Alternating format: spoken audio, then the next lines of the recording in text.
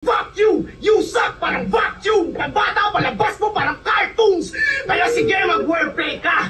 Lakasan mo pagsigaw, pero anong pagyayabang mo sa akin? Kung mismo ikaw, ayaw mong maging ikaw.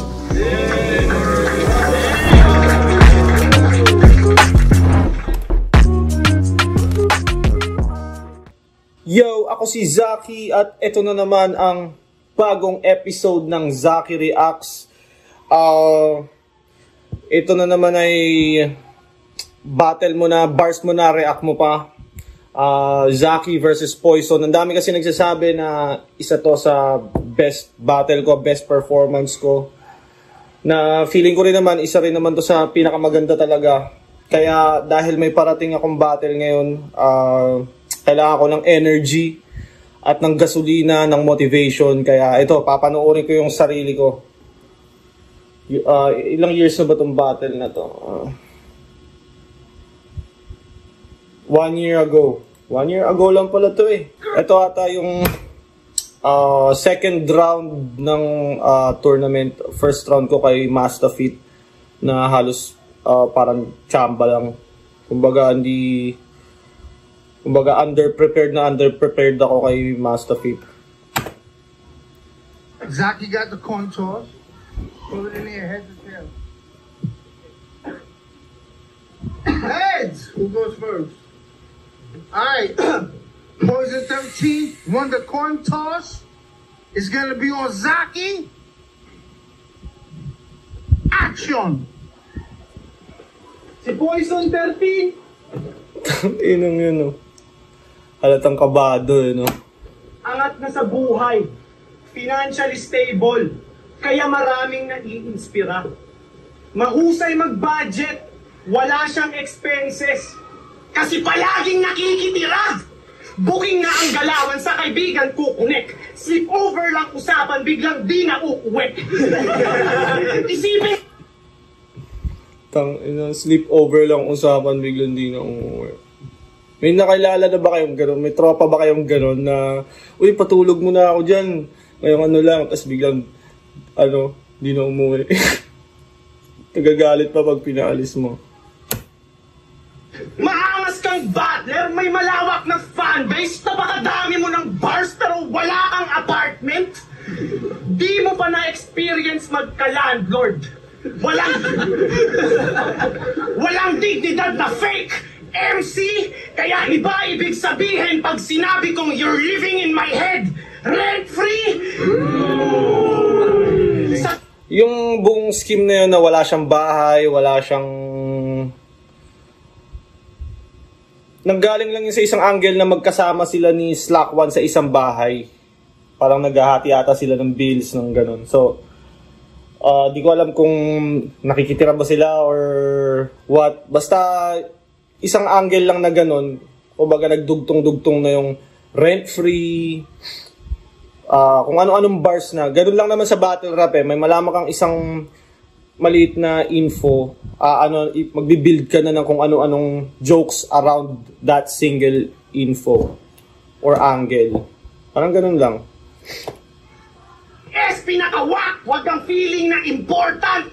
Member, kahit paggamitin mo yung Slack, mananatili kang informal! Settler! Yes! Kasi Slack, di ba? Yung pants na Slack, formal siya sa usual ginagamit. It's informal. Mananatili kang informal. Settler. Ang galing ko magsulat noon. Sobrang okay, ang sarap i-uppercut. Magdamag yan, mag-wordplay, sabay magpapapilak. Predictable ang angles ni Bugok. Yan ang insight ko. Sasabihin ako'y galing sa loob. Panay inside jokes. Pustahan mga baon yan, puro wordplay na pilit. Si Zaki matangkad, pero pang duwende kanyang utak. 2 beses kang sinwerte. Tawag doon ay tulak. Fuck that shit! You never fail to annoy! Atake ko'y diretso kay boys! Slant yung mga rhymes pero straight to the point! Tanginang gano. You never fail to annoy. Atake ko'y diretso kay boys. Slant yung mga rhymes pero straight to the point. nung sinusulat ko yun, hindi ko in-expect na isa yun sa mga magugustuhan talaga ng mga nanood, yung punchline na yun. Or hindi ko in-expect na yun yung makakakuha ng malakas na reaction. Kumbaga nung sinusulat ko siya, parang nakamulti lang siya, hindi naman siya special na bar or punchline. Mo, sobrang haba at yung buwisit pakinggan. Kahit padaan mo yan sa magandang flow, feelers pa rin yan. Mga angles ko, new shit. Mga bago to lahat. Wala nang squatting, parang namatay kayo lahat. Mixed martial artist ka daw, pero weak ka pa rin. Wagol to sa straight ko na punch kasi mahina ang chin. Baka nga sa feint ko pa lang bigla tong himatayin. Para sa... Ay na MMA bars, oh.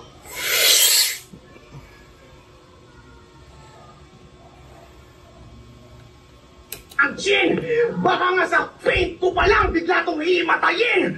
Tara sa octagon, take down kita sa may triangle, kay wala. Tangina, si Sak nandun sa likod nanonood sa akin. Oh. Noong mga panahon na to, si Sak talaga, alam mo yung kuya, siya yung nag-a-advise, ganyan-ganyan, galing mo bro, ang ganon. Tapos di ko nga in-expect na after a few years, pwede ko pala siyang makalaban. Kumbaga idol yung tingin ko sa kanya eh. Punch kasi mahina ang chin, baka nga sa feint ko pa lang bigla tong himatayin. Tara sa... Feint. Himatayin. Yung feint, di ba, sa fighting eh yung amba. Tapos feint, himatay. Octagon, take down kita sa may triangle, kay walang escape. Paano ka sa akin makikipag-square kung ikaw ay out of shape? Shape bars. Editor, please come up with something. Yung octagon, triangle. Ano nga yan? Octagon, triangle, ikay walang escape. Paano ka sa akin makikipag-square kung ikaw ay out of shape? Triangle, isang submission move yun sa MMA. Tapos square, yung typical na, tara square tayo, suntukan, or spar. Tapos out of shape, feeling ko, di ko naman dapat i-explain yung ibig sabihin ng out of shape, no? Feeling ko yung mga nakikinig sa akin eh, mga matatalinong fan din ng battle rap. Kasi, minsan nga, pag comment nyo, sobrang detalyado yung pagkakasagot eh. So, alam ko yung mga nanonood sa akin ay mga intelihenteng tao. Career ko ay nag-grow because I rise to the occasion. Si Poison 39 nag-grow kasi malakas mag-rise sa occasion. Annoying yung itsura, sarap tarakan sa ribcage. Nasobrahan sa calorie intake, kaya yung body type parang pinagsamang Badan tsaka Lil Wayne. Nung interview, tinawag akong bata netong punggok na ugly face. Ako pa yung bata, eh yung mga references ko sa laban, puro lang anime. Itong yung bata angle, tinawag niya akong bata nung kasi to eh. Tawag mo dyan, parang pre-battle interview yung ano masasabi mo sa parating mong laban. Tas sa interview na yun, sinabi niya noon, parang gusto kong si Zaki, makalaban si Zaki kasi mahusay yung bata eh. Parang yun nga, mahusay yung bata. Kumbaga no disrespect naman siguro intended sa siguro kaya niya ako naisip tawagin bata dahil mas matanda nga siya sa akin at bago lang ako noon eh. Parang gano'n. Tapos yung sinabi niya na yun, parang nagamit ko siyang angle at nagatasan ko yung isang angle na yun sa isang mahabang scheme. Kumbaga dahil lang sa isang angle na tinawag akong bata, ang daming karugtong na cheche bureche. Sa kanya yun yung mature. Sis mo sa laban, puro lang anime. Nung interview, tinawag akong bata netong punggok na ugly face. Ako pa yung bata, eh yung mga references mo sa laban, puro lang anime. Anime bars, sa kanya yun yung mature. Pyesa na quality. Ganyan siya kasi pang 13 years old. Yung mental capacity. Tingin mo sa akin bata, I'll beat your ass, fool! Batang solid mangulata! Kid pula, fool! Tinawag mo akong bata, pero ikaw yung nilili lang na babae. Kid Kulafu, I'll beat your ass, fool. Kid Kulafu. Wala na akong maisip na rhyme, kaya parang gumamit na ako ng English na... wala akong maisip na rhyme talaga na word na nag-rhyme sa Kid Kulafu. Kaya parang nakaisip ako ng mga ganun. Batang solid mangulata, Kid Kulafu. Yung batang Manny Pacquiao, di ba Kid Kulafu ang tawag sa kanya? Batang solid mangulata, Kid Kulafu. Bars mo na, explain mo pa. Akong bata pero si Shernan pinagtitripan ka lang palagi. Tinawag mo akong bata pero ikaw yung madamag iyakin. Ngayon tanong ko sa iyo, Marco, sinong bata sa atin?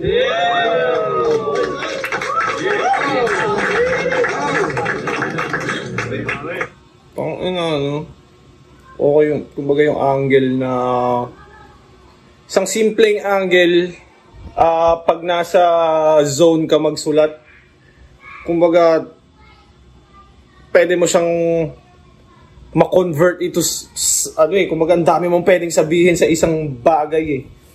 Pag nasa zone ka magsulat, mag-isip, minsan kasi kahit anong pilit mo, wala lumalabas eh. Ang creativity hindi siya parang magic na, uy, naka-invento ako ng time machine. Parang hindi gano'n. Takes time. Balat niya puro bata! Para kang tanga.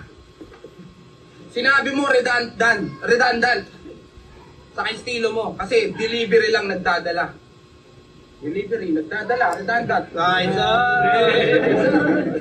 3GS sa sunugan kalaban sa akin na naman.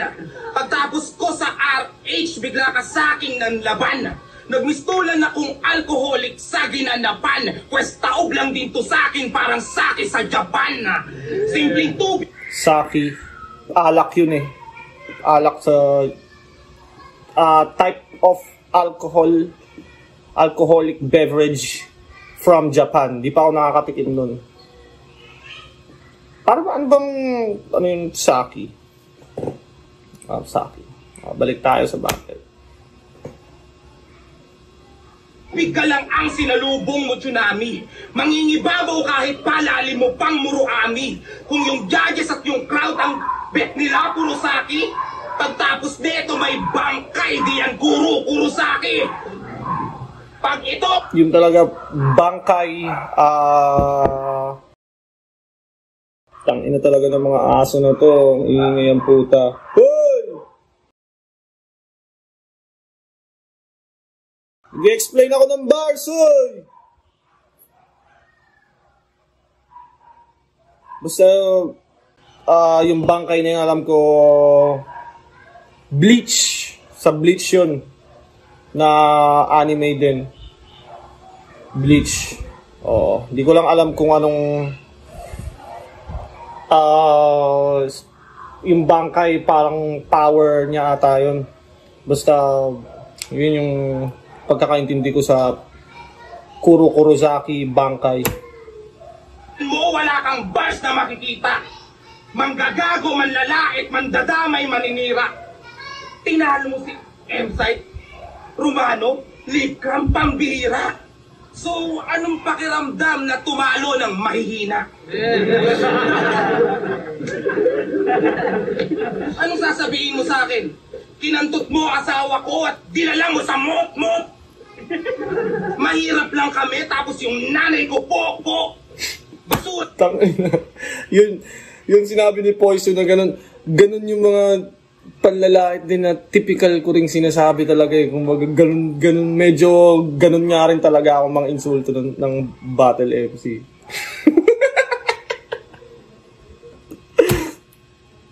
Pura 3GS tapos galawan niya daw gangsta shit. Dadamay mo anak ko tulad ng ginawa mo kay Mastafin. Sana ba bitch, ilaw di puta, tsak na dyan ka na masasabak. Ginagawa mong panggagago sa iyo ko naman palalasap. Pag naging mongoloid yung nexan mo, lubos akong magagalak. Tapos yung asawa mo madedo sa panganganak. Walang modo, anak ng puta tong indyong to. Nanay niya kinantot ng kumpare niyang ninong mo. Kumbaga, minamak ako ni Poison dito, yung style ko. Hindi niya in-announce na ito yung ginagawa ko pero ginagawa niya na. Umira ng karma kaya iyong matata mo. Puro kasi nungalingan parang ninong mo, papa mo. Puro kupal ang pamilya ng tinuturing yung rising star. Yung utol niya nagnakaw ng tsinela sa Nike store. Rising star! Nike store! Imbes na pagalitan, ayos daw yung haslin. Kinunsinte ng mama at papa niyang mag-second cousin. Mag-second cousin. Ano nga ba yun? May wordplay ba doon? Imbes na pagalitan, ayos daw yung haslin. Kinunsinte ng mama at papa niyang mag-second cousin. Okay lang sa religion nila yun. Mag-second cousin. Oo, may mga ganun. Okay lang sa religion nila yun. Mag-asawa yung magpinsan, puta, kala ko joke. Kung kayo ang tutularan ko, di bali ng broke. Sana atakihin po kayo't sabay na mag-choke nang literal yung maranasan ng family stroke. Sa alam ko sa Islam may mga ganun parang yung mga fixed marriage nga. Di ko alam kung parang mga malayong magpipinsan pwede. Parang may narinig akong ganun Hindi ko sure. Kung kayo alam nyo, i-comment nyo. Para mas malinaw. Yung mas maraming alam na nanonood sa akin, pwede nyo i-comment yun dyan. Total, dinaya ko na siya, paninindigan ko na to hanggang round 3. Dito natin makikita kung yung ganong stilo nga ba ang nagustuhan nyo o siksaki. Sobrang bobo ng rebat nito kay Epok. Medyo sa ender ni Poison, parang feeling niya bias yung tao sa akin. Oo. So, ang dami nga nagsasabi nung sunugan days, bias sa'yo, sunugan, bias sa'yo. Bata ka ni Looney, samantalang di naman talaga kami, kumbaga dito na kami nagkakilala ni Loons sa sunugan Parang gano'n. Dito lang kami nagkakilala, hindi kami kumbaga magtropa, kaya parang, basta. Sabi niya, dinamay mo pa yung Gregor. Alam ko namang isa ka sa na-amuse sa ganda. Inggit ka lang kasi wala kang solong million views na kanta. Napawaw ako doon. Bobo ka, Chong! May kakulab kang taga-chorus, tang-ina mo, solo ba yun? Di ko talaga alam kung nagsasabu ka o volume. Baka pag naglabas ka ng 2 kanta, ang tawag mo doon, album. Kinaklown mo pa yung condolence sa chocolate, papibo na walang breathing. Kinaklown mo pa ako, yung word na solo, di mo alam yung meaning. Kung umasta, parang may dunong. Hindi naman pang top notch. Ngayon ma-e-expose ka na parang pusod ng bitch na naka-crop top. Sabi niya kay Sid Stretch, ngayong si Looney ay pansamantalang nabiit. Huwag ka na magpilit. Kung meron mang kapalit, ako yun. Six Threat versus Poison. Sinabi niya yun. Naisip kong gamiting angle dito kasi papunta sa Mokujin type shit. Sa Mokujin sa character niya, yung sa pang i-impersonate niya ng iba't ibang MC. Yun yung parang yung angle na to papunta doon. Loons, payag ka? Eto kapalit mo. Ate Idol, payag ka? Eto kapatid mo. Ikaw ay bitch forever. Kung ikaw kapalit ni Loons, malamang yung stick figures di na mag-stick together. Yung isang bara ka lang, magiging isang paawa na lang. Maruruin mo lahat ng mga perfect before. Yung F with this G, magiging F with Gregor. Kung familiar kayo dun sa F with this G, yung kanta ni Loons na English. My life is like a movie but the plot's a ticker. Got people calling me champ like I'm a boxing figure. Became a toxic spitter from drinking lots of liquor. Yan yun, F with this G sound trip ko yun eh. Kaya medyo alam ko pa. Kung ikaw kapalit ni Luz, malamang mawala lahat ng mga sponsors ng gear. Malamang face mask at panyo na lang ipadala ni Omar Baliw. Sponsors at gear. Sponsors ng gear. Omar Baliw. Putang ina. Malamang face mask at panyo na lang ipadala ni Omar Baliw. Face mask at... Kung ikaw kapalit ni Luz, malamang mawala lahat ng mga sponsors ng gear. Malamang face mask at panyo na lang ipadala ni Omar Baliw.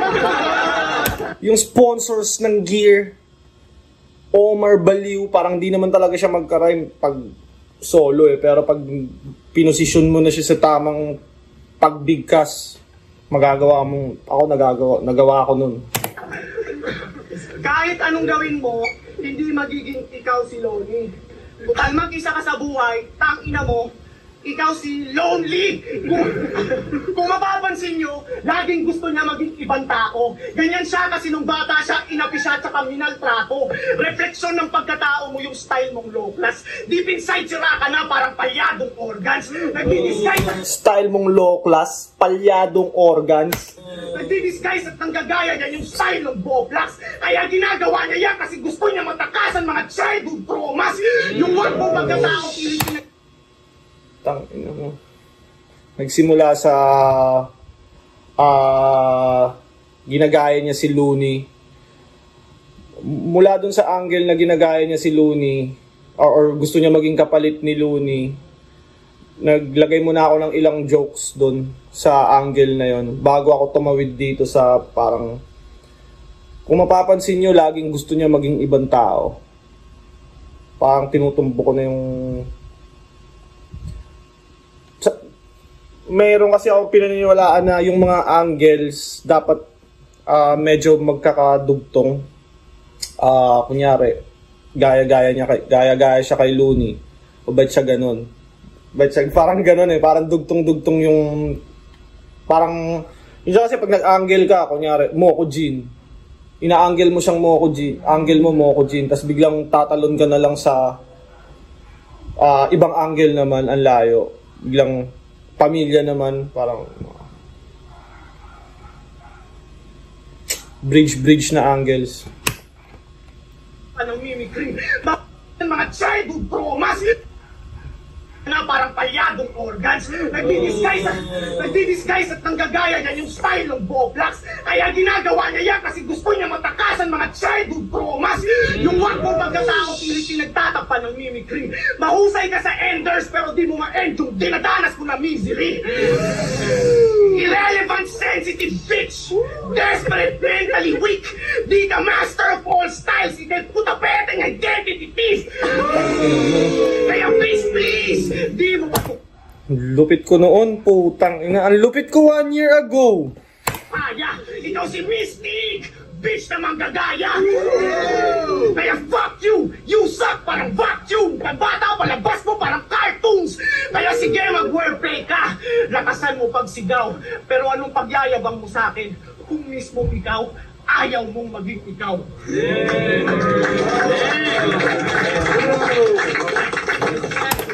Pang ino. Gutom na gutom ako nito eh. Tsaka nung panahon na to kasi feeling ko pag natalo ko si Poison may mapapala talaga ako. Kumbaga mapapataas ko yung status ko. Or magandang contribution siya sa legacy ko pag natalo ko si Poison. At saka syempre high stakes battle. Tournament pa to, 200k grand prize. Yun. Kaya ganun yung preparasyon ko dito.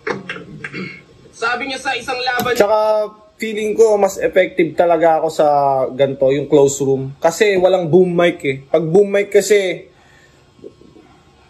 parang nakaganyan yung mic sa taas, di ba? Tapos nakataas ka lang din ng ano. Eh, yung style ko kasi medyo malikot eh. So, hindi yun kayang sundan ng mic.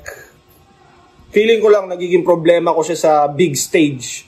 Kasi mic, tas pag nagra-rap ako galaw ng galaw, syempre hindi lahat makukuha ng boom mic yung tunog na nilalabas ng bunganga ko. Kaya pwedeng, pag gumalaw ako dito, medyo mahina na yung word. Pwedeng malesen yung impact ng punchlines. Pag sa yung big stage ha, pero pag ganito, quarantine, nasa isang kwarto lang kayo, tas halos majority na nandyan rapper. Tas malakas naman yung boses ko, mas rinig na rinig ako. Yung mga ninuno daw namin sa Bataan pinaglakad ng malayo. Kagitingan tawag doon. At walang nakakahiya doon. Panuka. Mas... Itong sinasabi ni Poison, sinabi ko to kay JD yung mga ninuno nyo diba Bataan Death March? Yung mga ninuno nyo pinaglakad ng malayo.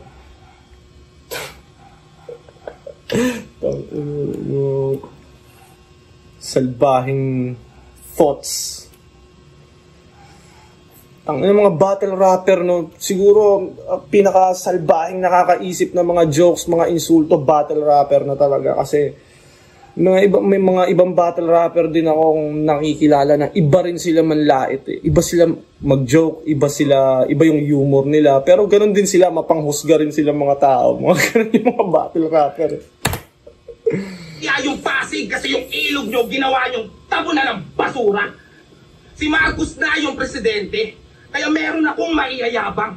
Nasa amin yung nuclear power plant, pero pati kayo makikinabang. At kung usapang Bataan, dinurog ka ni Batika sa skirmish 5 years ago. Nilampasok ka ni JD sa isa buhay, tang ina mo. Masyado niyang minaliit at kinutya ang Bataan, tanga yata to. Tas babatain ako ng minama ng mga bata ko.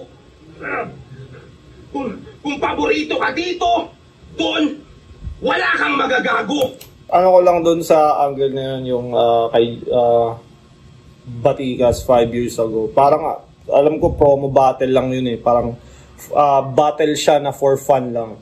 Pero syempre, pag sa battle, kailangan maging convincing kahit hindi totoo. Pwede maging convincing pagdating na sa battle, lalo na yung mga nanonood eh, hindi naman nila alam yun. Kung dominante ka dito, doon, wala ka pang panalo.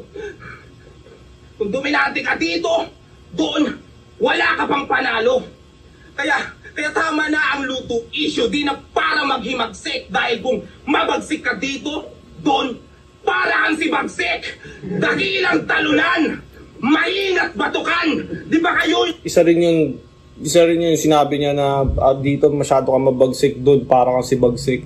Pressure din yun eh. Isa din yun sa nagbigay sa akin ng gas talaga kasi nga natalo ako kay Don Pao, tapos natalo pa ako kay JD first round ng isa buhay.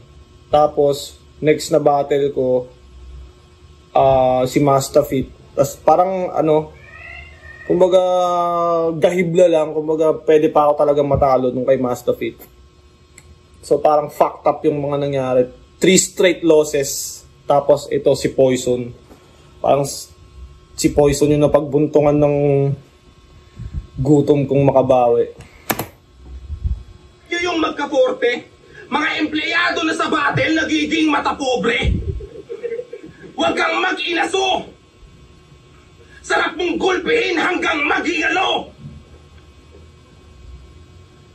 Huwag kang mag-inaso! Sarap mong gulpihin hanggang maghingalo! Lahat ng sinasabi mo sa kalaban, ikaw talaga yung nagdanas doon, tang-ina mo! Mahirap ba? Yung sinasabi niyong nadidepress? Malungkot ba? Sa dami ng tagahangang nai-impress? Malungkot ba? Sa dami ng... Malungkot ba? Sa dami ng pamilya at tropa sa likod? Malungkot ba? Dahil nasa top tier na inyong lingkod? Malungkot ba? Kasi financially stable na ako? Malungkot ba? Kasi dito empleyado gaya mo? Malungkot ba? Kung yung pagod ko hindi na aksaya, paano na lang pala buhay ko kung naging masaya pa? Paano na lang pala buhay ko kung... Pag may dead air ka talaga or merong konting awkward poses tsaka dry spot, pag quarantine, nakaka-apekto talaga sa performance yun. Parang lalaylay ka talaga. Ayun, parang lumalaylay si Poison.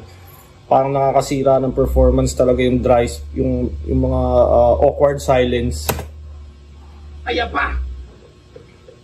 Kaya sige, trabaho pa. Mananatili kang slave. Certificate ng yung incentive ang gawin mong pang-display. Katumbas mo, minimum wage at double pay pag holiday. Hindi ito yung ransom na hiningi ko. Kailangan ko 200K.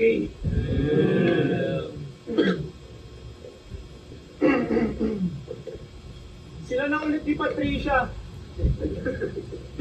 Gusto ko lang na i-congratulate tong whack guy. Binalikan ka niya agad kasi nalaman niyang 200K yung grand prize. Ginawa ka niyang investment. Sana ay aware. Willing siyang mas-stock sa'yo para magka-share. Investment, stock, share, stock. Aware. Willing siyang mas-stock sa'yo para magka-share. Binalikan mo pa yung... Tangina, may mga ganun pa akong wordplay noon, no? Stock, share. Pangit na yun? Oh my gosh! Wala kang natutunan, parang online class! Sobrang baba ng standards, basta may pek-pek na lang. Malinaw na desperate na yan. Yung ganong itsura ng babae, di ko nire-replyan. Body count niya 100, malamang wasak gets nun. Pinagbasahan na yung pot na parang pot session. Di nakakadagdag ng pagkalalaki yung pagiging babaero. Pinakita nyo lang lalo na sa babae, wala kayong respeto. Sinabi rin ni Poison yun sa battle niya na yun nga, parang may background music na may mga ganong highlights si Poison makikita mo sa TikTok eh. Beta male!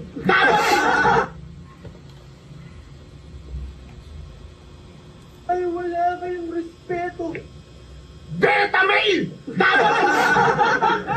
Dapat yung gago na yan di nag-i-exist. Kung pagiging babaero hindi nakakadagdag ng pagkalalaki, lalo naman yung pagiging simp. Wala kang options, masyado na yung obvious, kaya no choice kundi maging monogamous. Di na kami malilinlang. Utang inang yun. Wala kang options, masyado na yung obvious, kaya nga no choice kundi maging monogamous. Parang may argument kasi na yung mga lalaking, argument lang to, hindi ko sinasabing nag-agree ako or saan yung posisyon ko, pero di ba may mga lalaking loyal sa isa kasi isa lang talaga yung kaya nilang makuha eh. Di kagaya ng, kaya nga no choice kundi maging monogamous. Pero kung marami kang options, marami kang pagpipilian, marami nagkakagusto sa'yo, monogamous ka pa kaya. Parang may ganong ano eh. Muskin sa trimang dala. Single mom na may mababang self-esteem, iniiwan ka pa! Trimang dala. Kundi maging monogamous, di na kami malilinlang ng Wex Muskin sa trimang dala. Single mom na may mababang self-esteem, iniiwan ka pa! Tangina. Sobrang simple ang wordplay, walang kahit ano. Di na kami malilinlang ng mga Wex mong schemes at mga rimang dala. Single mom na may mababang self-esteem, iniiwan ka pa. Sobrang madiin lang yung pagka-deliver. Ay katay, merong abadon. Sa sunugan, merong abandoned. Mag-isa ka lang sa buhay. Kaya pala mo ko, Jean, halata na. Kasi di ka pwedeng maging si Jean, kasi si Jean may kasama. Yung tatay mo, yung greatest of all time sa larong hide and seek.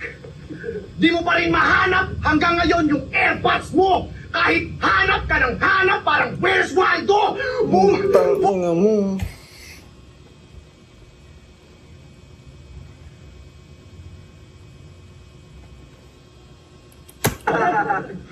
Mag-isa ka lang sa buhay. Kaya pala mo ko, Jean, halata na. Kasi di ka pwedeng maging si Jean, kasi si Jean may kasama. Jin Kazama, yung sa Tekken, isang karakter dun. Yung tatay mo, yung greatest of all time sa larong hide and seek. Di mo pa rin mahanap hanggang ngayon yung AirPods mo. Kahit hanap ka ng hanap, parang where's Waldo? Tang inang Where's Waldo na yun. Oh. Hanap ka ng hanap, parang where's Waldo? Where's Waldo, kung alam niyo yun, yun yung parang karakter siya. Para siyang book. Tapos merong karakter dun na kailangan mong hanapin. Yun si Waldo. Tapos lagi siyang nakahalo sa mga karakter na kakulay niya, kaya sobrang hirap niyang hanapin si Waldo. Share ko lang. Magkakap nga ako para mas astig ako.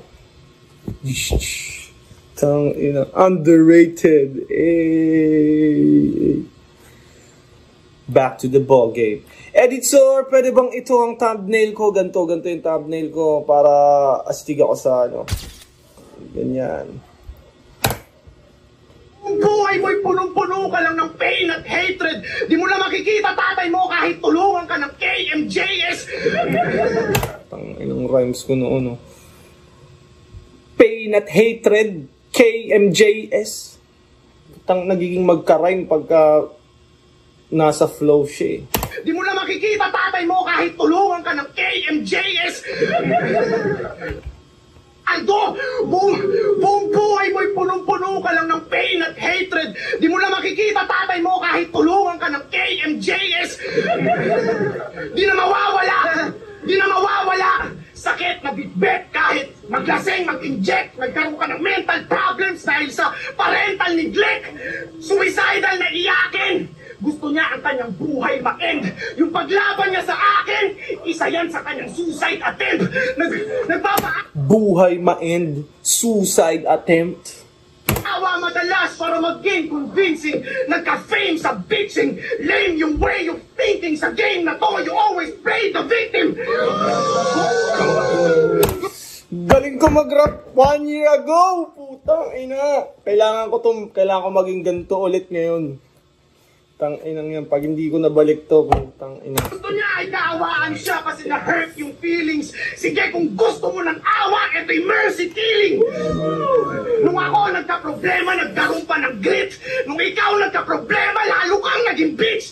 Para humupa ang mga struggle, dinaan mo sa deep ride. Mahusay ka sa battle, pero waka in real life.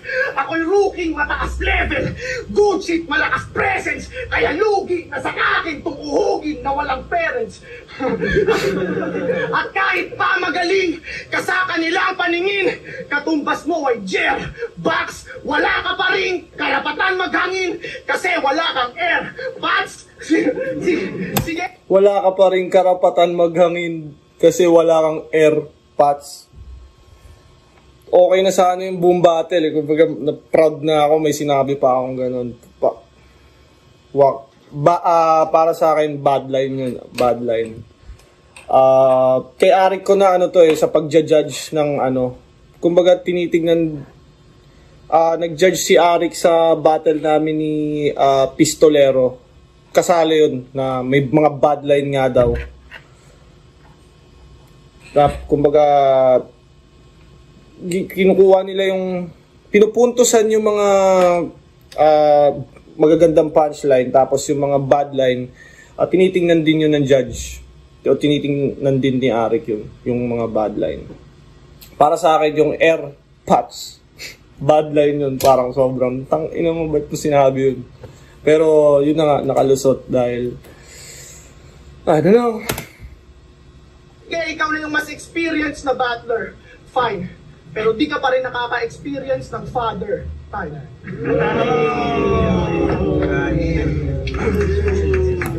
Father time. Alam ko, nung panahon na to, kakalabas lang ng album ni Kendrick at may kanta doon na Father Time. Tapos, doon nanggaling yung, doon nag-spark yung idea na oo, mas experience ka na battler, fine. Pero di ka pa nakaka-experience ng Father Time.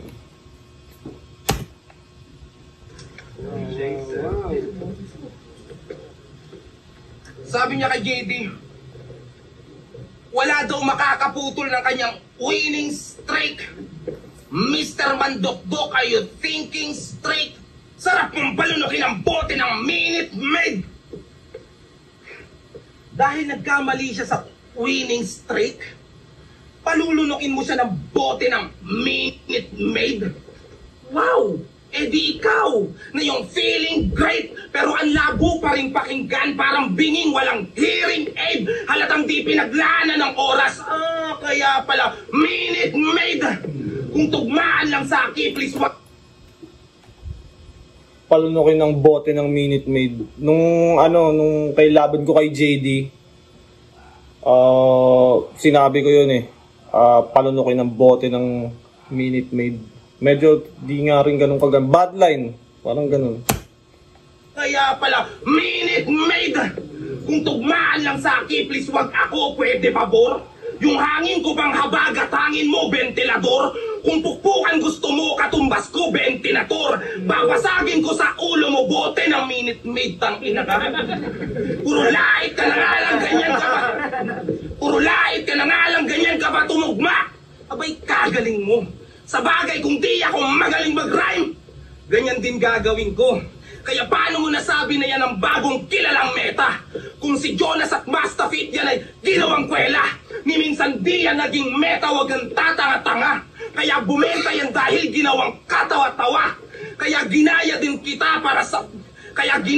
kita kahit sabihin kapikat. Bata lang nag-e-enjoy sa'yo na parang carnival. Nga pala di nauubos sa aking bala, animal. Kung putukan sustentado ng amo ng arinar, kaya slantray mo mukha mo, tama na ang artipar. Ito'y parang Makagago versus King si Madrigal, sa Kristan at Kardinal. Budo, Barbidal, kung ako ang next na Luni, ikaw Harlem ka, Timar. Halatang burak ni Harlem lamang ang dinede-neto. Slant rhyme ka lang, kaya ko dire-diretso. Pasensya, Saki Boy. Maaga kang matatanggal. Uubusin ko lahat ng mga nasa bracket ko. Wala nang mahabang usap, akin na 200K. Dahil pinapangako ko na ako ang magkakampyon. Ganon lang mag-slant rhyme, at kung gusto mong matuto, makikita mo sa finals yan ay tutugma sa dulo. Yeah.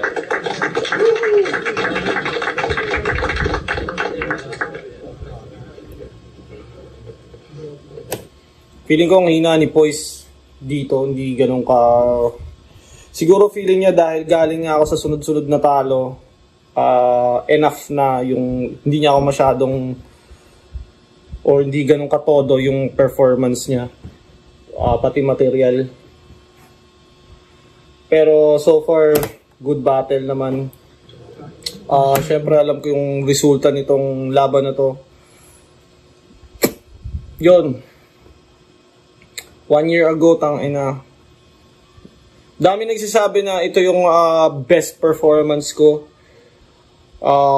Sa ngayon siguro parang ito, pero eventually matatapatan ko pa to.